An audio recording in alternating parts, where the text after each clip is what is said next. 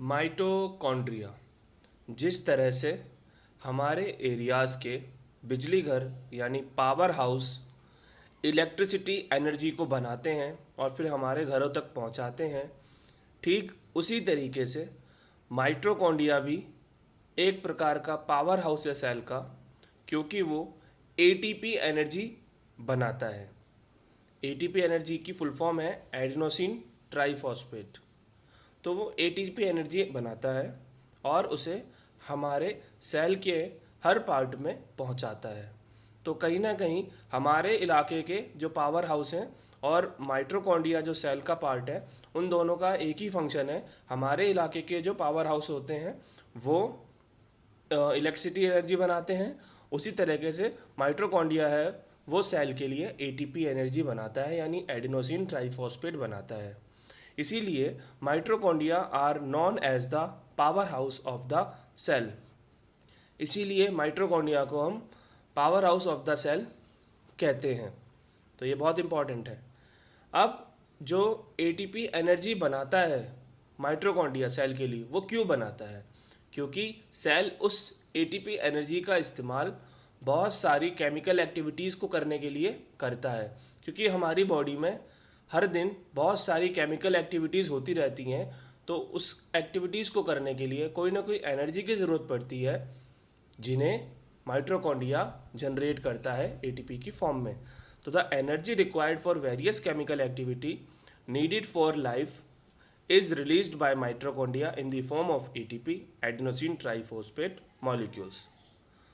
ATP is known as the energy currency of the cell. अगर 1 marks में paper में पूछा जाता है कि एनर्जी करेंसी सेल की कौन होता है, तो आप बोलेंगे ATP होता है। The body used energy stored in ATP for making new chemical compounds and for mechanical work. यानी कि जो एटीपी होती है उसका यूज़ सेल 2 तरह से करते हैं। पहला तो जो हमारी बॉडी में सेल होते हैं वो हमारी बॉडी के लिए केमिकल कंपाउंड्स बनाते हैं डेली। फॉर एग्जांपल ग्लूकोज, आपने सुना होगा ना कि खाना खाने से हमें ग्लूकोज मिलता है। तो ये एक केमिकल कंपाउंड है जो हमारी बॉडी में सेल हर दिन बनाते हैं with the help of ATP energy. और साथ में हम जो मैकेनिकल वर्क भी करते हैं, वो सारा का सारा वर्क, जैसे jumping, working, running, speaking, sleeping, everything is a mechanical work, वो सारा भी एटीपी एनर्जी की हेल्प से ही कर पाते हैं, जो कि माइटोकॉन्ड्रिया जनरेट करता है सेल के लिए। अब mitochondria have 2 membrane covering instead of just 1, यानी माइटोकॉन्ड्रिया के पास 2 मेम्ब्रेन होती हैं। मेम्ब्रेन का मतलब होता है यहाँ पर लेयर से, यानी माइटोकॉन्ड्रिया पे 2 लेयर होती हैं। अब इसको अच्छे से समझने के लिए हमें इसका डायग्राम देखना पड़ेगा। तो चलिए इसका डायग्राम पहले एक बार हम लोग देख लेते हैं।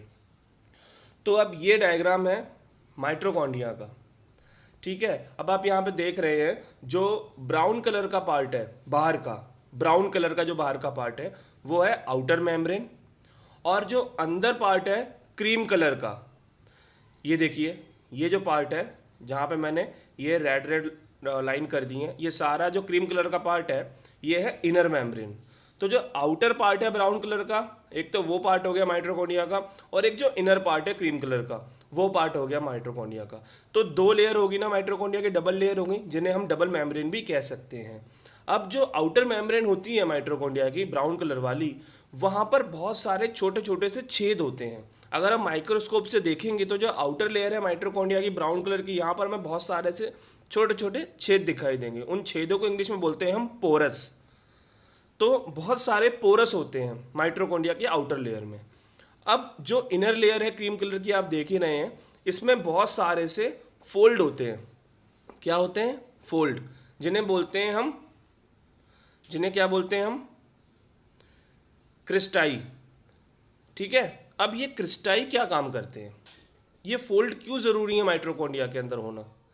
तो mitochondria cristae are fold of mitochondrion inner membrane that provide an increase in the surface area.